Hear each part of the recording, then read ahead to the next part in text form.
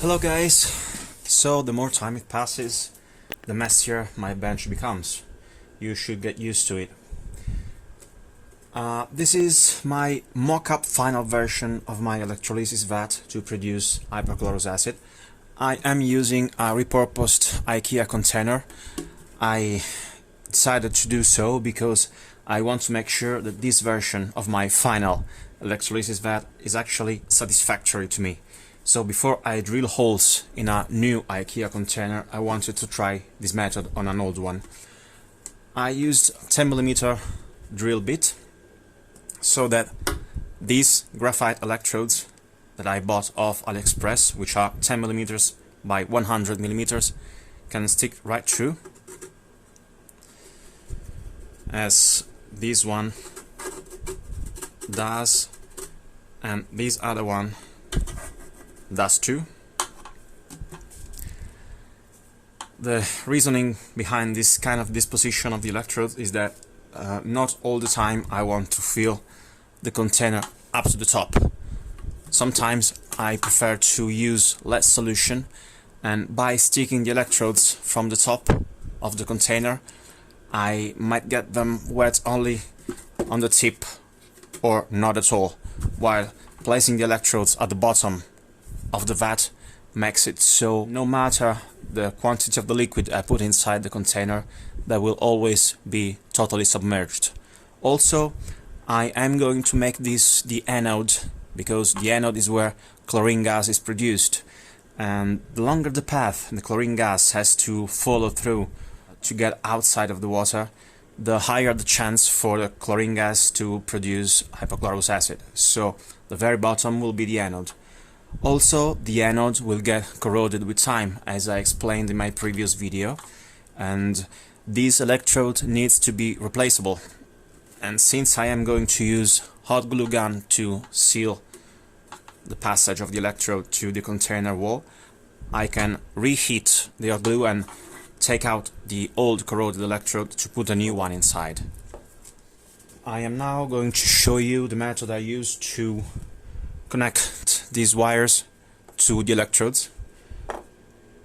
I strip the wire long enough so I can wrap this around the electrode. I twist the core of the lead. Then I wrap this around the electrode. Okay, I will have to strip it some more.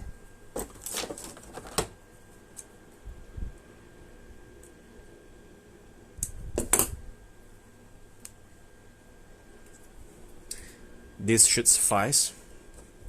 Here, now I can wrap it around and twist it on itself, like so.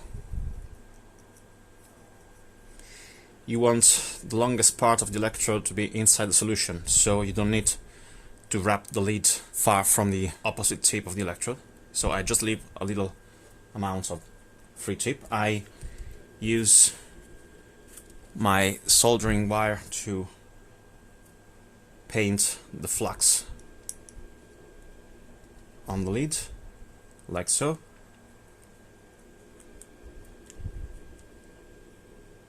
This is homemade flux, which I made with colophonium soluted in methylated spirits. You leave it overnight, and the day after you get a nice looking, nice smelling, very cheap flux. My soldering gun is heated up to 430 Celsius degrees, and I am going to thin the wire right over the electrode. The reasoning behind this is that solder will solidify over the surface of the electrode, so the resulting wire will be very tight on the graphite surface. Almost done. You want it to be all around. By the way, melted colophonium does smell very good. Here we go. First one is complete.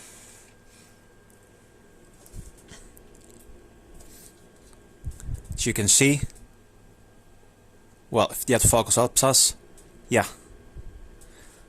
Now this is very tight over the electrode. Let's do the other one. So First, you wrap it around, you twist it over itself, like so. You move it right to the edge.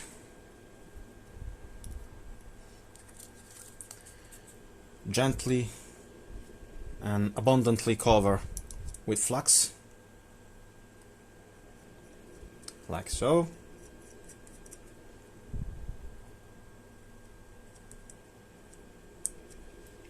Oh, by the way, you are not going to get the solder to stick to the graphite itself, because you cannot solder over graphite. This is not a problem, because as long as there is tight contact between the wire, the solder and the graphite, you will have electrical continuity. You just need to have very strict contact between the solder and the graphite so the connection does not move. This is ready. Now, same thing as before.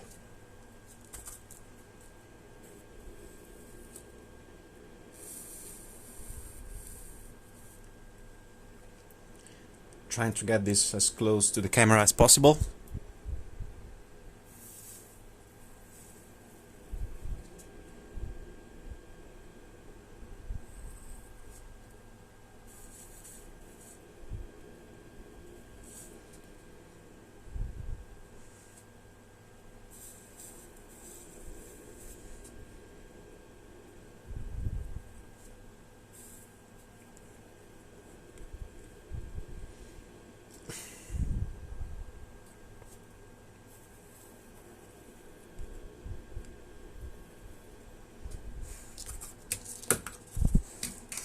Okay, this does not look very sexy, but it works, and that is all I care about. So, we have the two wired electrodes ready to be stuck into the container. Let's close the flux container and put it away. Now, here is the container. I am going to power on the hot melt glue gun. And while we wait, remember, we need to place the anode at the very bottom of the surface. You can use the contact itself as a stopper, like so. It will not get any more inside the container. You also want the leads to come out at a comfortable angle. So you see, I have the bottom one going straight out on the side, and the top one, which is the cathode, which will not corrode by the way, to go slightly downward, so they reach the alligator clips of my bench power supply right about at the same spot. Finally, the hot melt glue gun is ready, and so I am ready to seal up the electrodes on the container wall. You want to use enough glue to not have surprises, because when you're going to make your solution and you find out there is water dripping from the connection, you are going to get very pissed. So use enough hot glue to make sure there is no way water can pass through.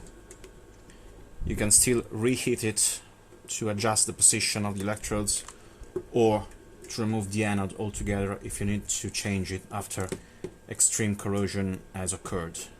The electrodes have been fixed and sealed. I have filled the container with water and there is no water dripping. Oh, by the way, the previous version of my electrolysis vat is this bad boy. As you see, this is a Fanta bottle, and I stuck two dead batteries graphite electrodes in here. Pretty much the same design, just much worse looking. It works though. It has smaller electrodes, so higher resistance to the current passage. Also, you can see how much the electrodes have been corroded. They are pointed. I switched the anode between electrolysis so I could corrode both electrodes at the same time. And you see how the cylinder, the original cylinder, has become pointy because at the extremity there was more current flowing and there were shavings of graphite falling off to the bottom of the bottle. I wanted to have a bigger container, nicer container, and bigger electrodes to last me quite more time. Now we are going to pour some salt in the solution. Just eyeball it like so.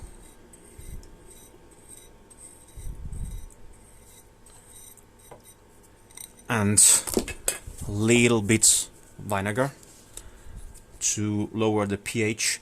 You ideally want pH of 5 to 6. 5 is the absolute best to maximize the concentration of hypochlorous acid in the electrolyzed solution. Yet it is more acidic, so you might get a solution which is too aggressive for your surfaces, while lowering the acidity to 6 lowers the concentration of hypochlorous acid just a little bit, but gets you a solution which is 10 times less acidic than a pH 5 solution. I need to stir it up. Let's see what I can use. Okay, this should be good enough. You have to stir it very well because there is undiluted salt at the bottom. You could decide to lower the salt concentration and increase the electrolysis timing, so you get less salt residue in the solution and less salt powder on your surfaces when you use hypochlorous acid to clean surfaces. You should leave the solution to brew overnight to find no undiluted salt at the bottom the morning after. Let's try with my bench power supply. What I found is that using a lower voltage slows down the solidity reaction, yet less graphite shavings fall to the bottom. If you speed up the reaction by increasing the voltage, hence the current, hence the power of the electrolysis, you will get your hypochlorous acid faster, yet you will get more graphite shavings, so a dirtier solution and a shorter life out of your electrodes. So here it is, the negative terminal, and we should see, yes, here it is.